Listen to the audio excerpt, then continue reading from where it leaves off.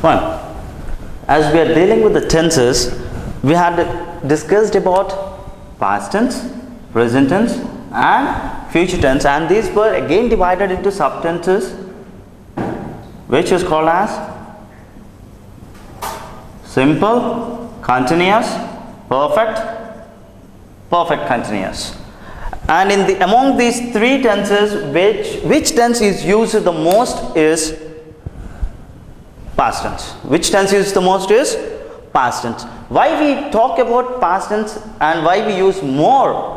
Because when we have the words with others, we always discuss which already happened. So in this part, we need to be very clear and we should be very appropriate when we are framing the sentences. So when we talk about simple present tense is used when we talk about an action which is completed, that can be completed years back or that can be completed just now, means 2 days or 3 days or minutes back. And when we talk about continuous tense, past continuous, it is added with an action word which is related with the simple past tense, because and this tense it is related with two tenses. And when we talk about past perfect, what do you mean by past perfect tense? The word itself, it is saying perfect, which happened correctly, The sentence structure would be for this: subject plus had plus, here we use third form of the verb and object. For example, I had seen that movie long time back. So when we are talking about an action which happened long time, then particularly we use perfect tense. And when we talk about present perfect continuous, so before getting into this, let us make clear about the simple tenses of present and future. Simple present tense is used when we talk about the simple present tense is used when we talk about an action. When we talk about an action, here the sentence structure would be for a simple present tense is subject plus first form of the verb plus rest of the sentence or object. When we talk about the first form, second form, third form, this one is used when we are talking about the B forms. When we are talking about the B forms, we used is, am, are. And again we discussed about helping and acting verb. So these all would be used in a simple present tense. Simple present tense is used when we talk about an action which is routine, which is our daily routine. Example, I wake up early in the morning at 5 o'clock. I brush my teeth. So when you start your daily routine, if someone asks you a question to talk about your daily routine, so when you are talking about your daily routine, this daily routine should be in a simple present. And when you are talking about the universal truths in the sense, the sun rises in the east. The sun rises in the east. So when we are talking about, and the sun sets in the west. So when you are talking about the universal truths, and when you are talking about the profession of a person, that should be in a simple present tense. For example, I am a trainer, that is my designation. So when you are talking about the designation of the person, that should be used in a present, simple present tense. And when you are talking about present continuous, when you are talking about the present continuous, what do you mean by present continuous? Present means which is happening in front of you. What is happening in front of us?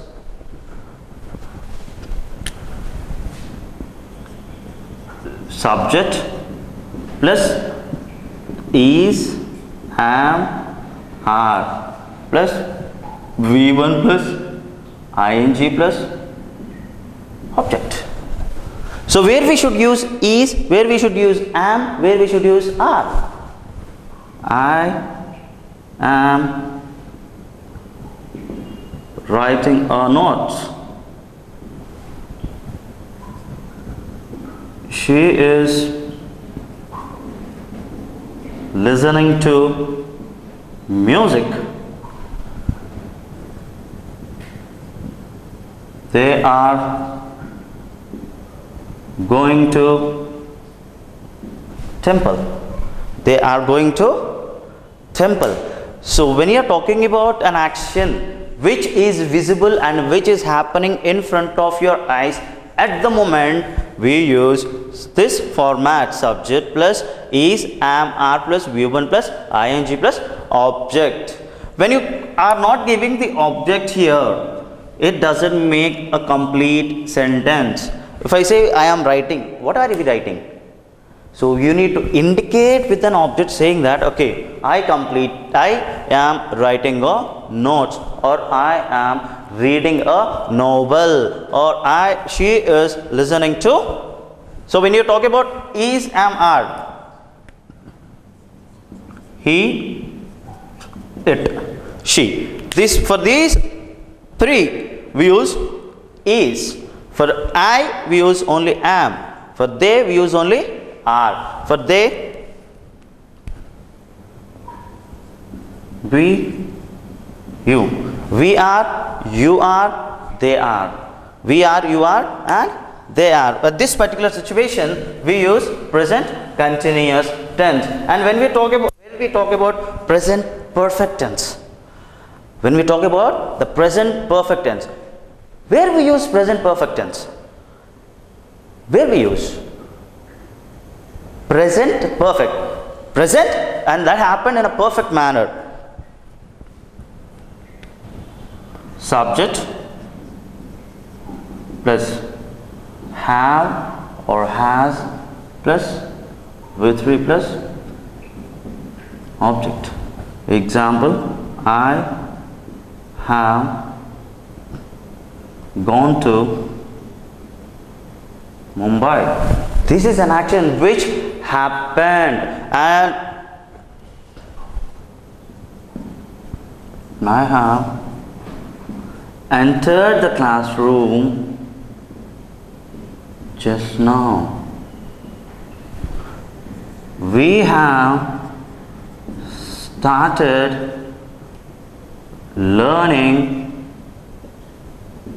English. We have started learning English. So when the subjects are I, we, you, they, we use have. When the subjects are he, she, it, we use has. Only when we talk about English, or when we talk about a grammatical mistakes, these are the words we get a lot of confused where to use had, has and have, or where to use is, am, are, was, were. These are the minor mistakes where we use, or because when we start tense to speak in perfect tense, this perfect tense will make us a bit confused to speak in English, and there we go wrong. And for example, I'll give you a small note. Could you give me the difference between I completed, I have completed, I had completed? So which tense is this? This one is simple past. This one is present perfect. This one is past perfect. Alright, if someone asks you a question about your qualification, I completed, is it correct? or I have completed is correct, or I had completed is correct. Which one is correct? So let us use this one in an accurate manner. This can be used at any cost, because here you are not giving the specification of time. Specification of time. If you have completed before 10 years, yes, you can say that I completed in a simple format. Or if you have completed a year back, or a month back, or a day back, you can say I completed. But when you are talking about, when you are mentioning the years, this would be the wrong sentence, because you are mentioning the years. So when it comes to I have completed, yes. If you have completed in 2016, then you would say that I have completed, because the year still did not pass away. And if you are a year back, like in 2015 or before 2015, if you have completed, you should say that I had completed, because it is a past perfect tense and this is a present perfect tense. So we need to get the clarification about this. So many people would say that if you are, how the person can recognize or how the person can be named as a very good speaker is when you speak a perfect tense in a perfect manner. Yes, your language is appropriately perfect. So just a slight changes we need to understand. Now let's next is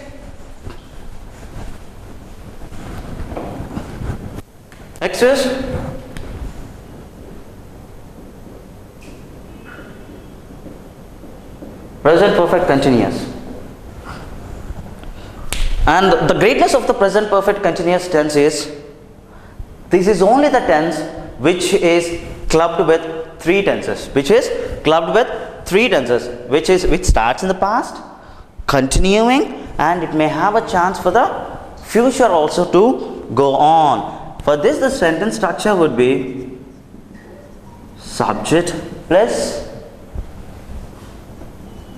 have been plus V1 plus ing, because we are talking about a continuous and we are talking about a perfect. In perfect we use have. So when we are talking about ing, the been should be added to the have plus object. Example, I have been learning English since 2010. When the action started? An action started in the past. So is it not continuing now? One more example. I have been working in this institute since 2013. When my action started? I have been working. Still I am working in this institute, and it may happen in the future also, because I may continue, I may take it forward for 2 or more years or until the institute winds up. So this is only the tense which is clubbed with three tenses. Which is clubbed with three tenses. Which is clubbed with the three tenses, which is started in the past, continuing now, and you will have chance to continue in the future as well. So when we are talking in English,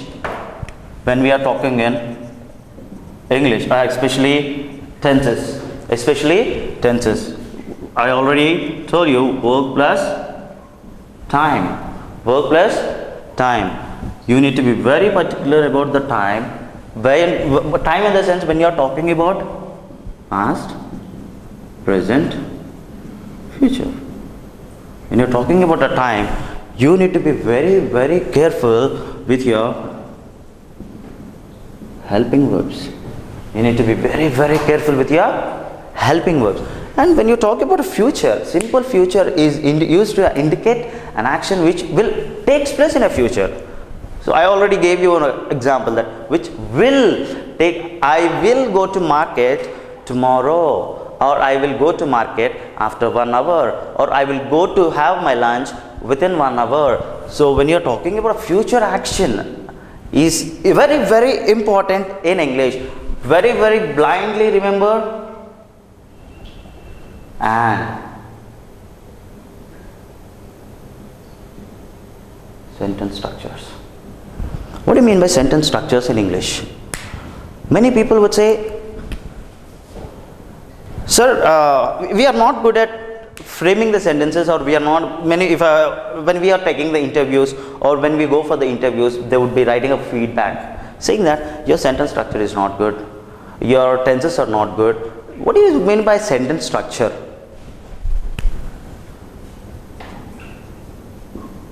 Usage of the helping verbs in a right place. Usage of the helping verbs in a right place. Then your sentence structures would be appropriately perfect. Appropriately perfect. So when we learn tenses, when we learn be forms, when we learn everything, next what should we do? Next what should we do?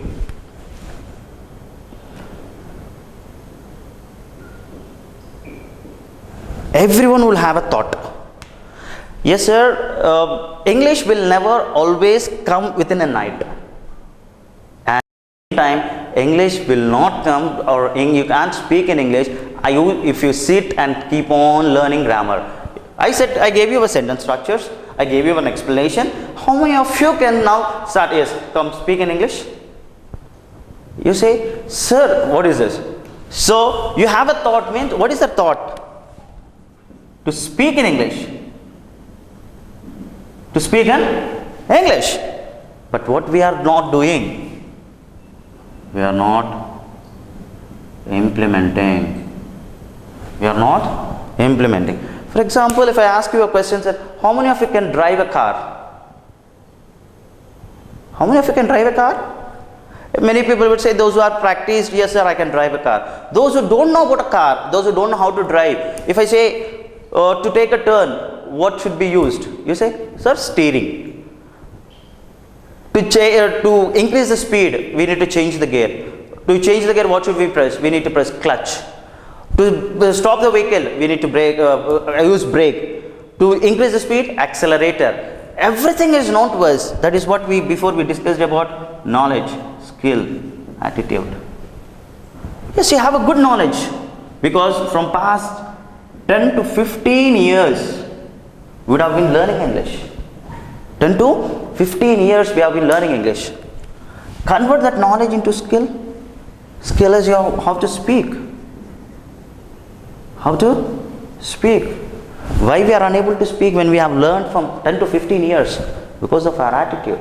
Because we are shy. And we are not confident.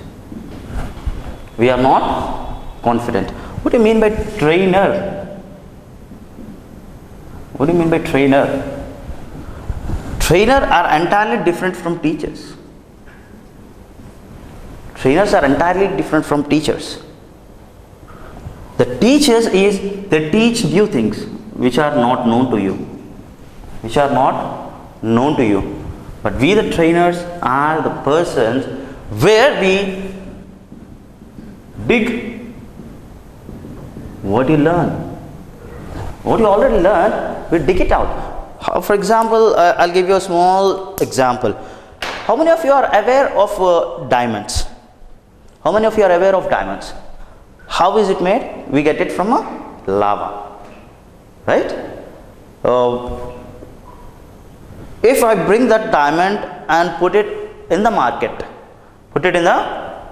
does it cost much? Doesn't cost much. Why? Why? What should we do for it? We need to shape it, we need to polish it, and we need to get the shine. We need to get if it shines, it get a good cost in the market. It get a good cost in the market. Now, when it is related to our life,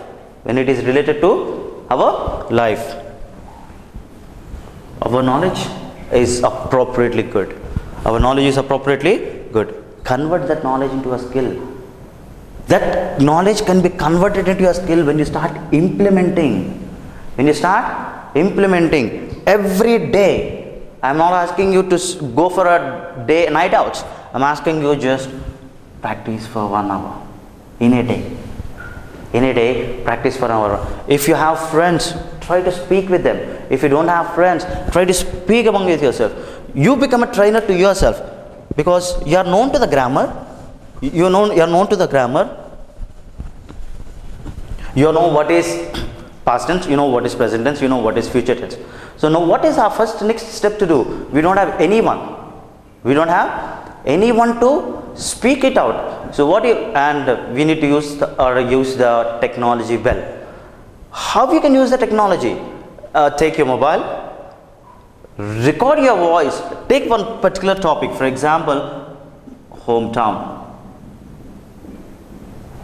Take a particular topic, hometown, or favorite holiday spot. Favorite holiday spot. And famous personality. Famous personality. Or your favorite sport or game. Favorite sport, or your admirable person, or your school life, or your college life. See, when you keep on talking about the particular topics, these all topics are very, very, very, very easy. And before talking about your topics, try to understand in which tense we need to speak. In which tense we need to speak. And first start simple tense. Simple sentences. As we are the learners, try to learn with the simple sentences and the simple tenses. When you start learning with the simple sentences and when you start learning with the simple tenses, these all would be very, very, very easy. When you learn all this, when you learn the tenses, when you learn grammar, when you learn all, you can become a good presentator. You can become a good presentator. In this presentation part, we talk about presentation skills. How this is related, how this is important, and why this is important, how it is important. Presentation skills. There are different types of presentations. We present ourselves in front of others to make them understand how knowledgeable we are, how talented we are, how good presentators we are. To prove your presentation skills, what all should we require? First thing is your attire. I'm talking about the non-verbal part. First thing is your attire. Next thing is your posture, your gestures. Overall, you can talk about your grooming. Because your grooming would talk about your attitude. The way you get dressed up, it indicates the symbolizing of your grooming part. And still, what all we require? Apart from all this, as I explained it before, yes, your grammar, your pronunciation, your vocabulary, and your fluency in English. At the same time, in your non-verbal communication, as we discussed before, yes, your eye contact. Your eye contact should be, it should start and it should come here and it should, because you cannot stare at one person. When you are addressing the public, there would be many people. So when you are talking to everyone, which shows, because as I told you, eye contact will make a person to drag towards you.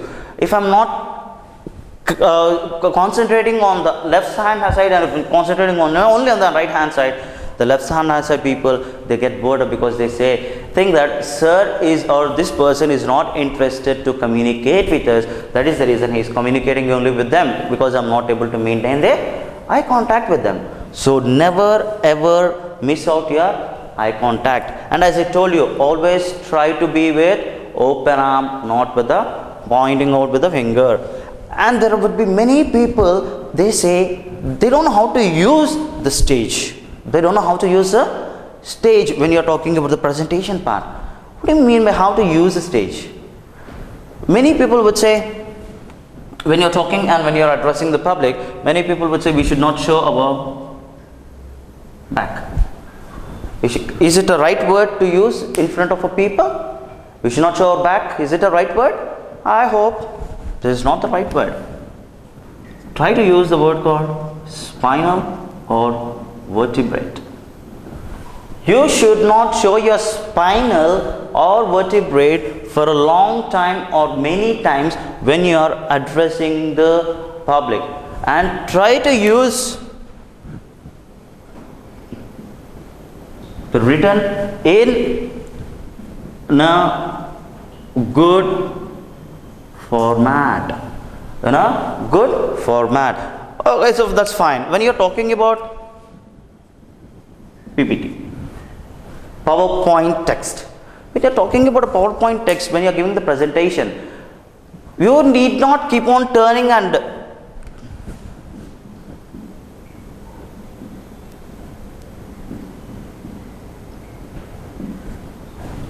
many people would start reading the slides. Is it good when you, is it a nice opinion, or does it sounds to a person that reading the slides and explaining to the student? No. The first thing is, before giving a presentation part of your PPT, first we need to go through the slide by slide, and your PowerPoint text should be very short and simple. You should not use jargons in the sentences. What do you mean by jargons? You are not known to the word called jargon? Yes, then this is a jargon for you. Means a technical words which cannot be understandable, to the people. So you should not use the word called jargons in the sentences. So try to use short and simple words. Short and simple words. When you talk about all this, yes, it shows you are well prepared. And try to use the pointer. Don't use your hand, or don't use your single finger or index finger to go through the PowerPoint. And make a help of one person to scroll down the slides. And when you are talking about a PPT presentation, you should not look at the PPT. Just go through. Okay, now this slide is explaining about, and next PPT this slide is explaining about. That part is in your presentation skills. And now the other presentation is your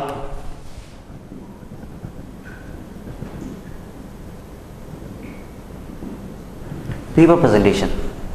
What do you mean by paper presentation?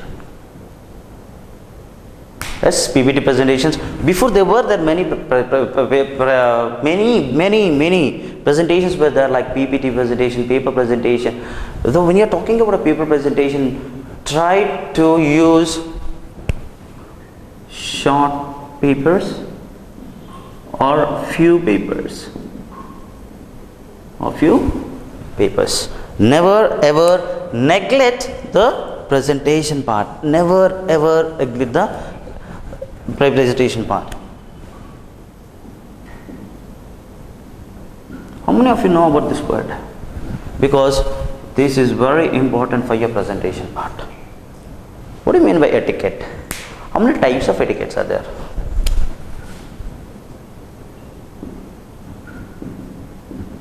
Social etiquette,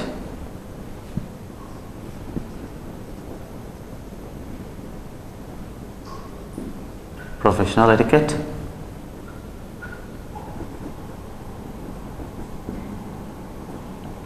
email etiquette,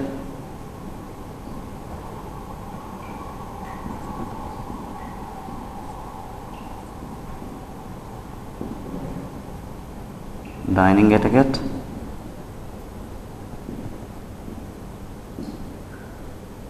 telephone etiquette. What do you mean by etiquette? In the other word, we can call it as ethics, rules for an individuals. Rules for an individuals.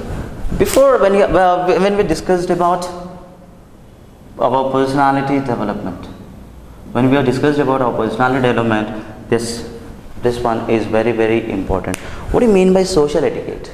What do you mean by it? What do you mean by social etiquette? What do you mean? Being in a public, how we should be? How we should be? In this process, we miss out many things. We miss out many things because there would be people like proactive people or hyperactive people. How we should be? Do we need to be proactive or do we need to be hyperactive? What do you mean by proactive or what do you mean by hyperactive? Proactive, we should be very, very, or we can reactive. Not only people, we should have the proactive attitude. We should not have the reactive attitude. When you are talking about your social etiquette, always try to be in a proactive attitude. What do you mean by proactive attitude? Proactive in the sense being humble towards a person and waiting for the situation to come into your picture and dealing the things in a very soft manner. In a soft manner in the sense, the way you deal the situation, it will not hurt the person. It will not hurt the person. If you are in a stage of, if you are not hurting a person, yes, you have a friendship.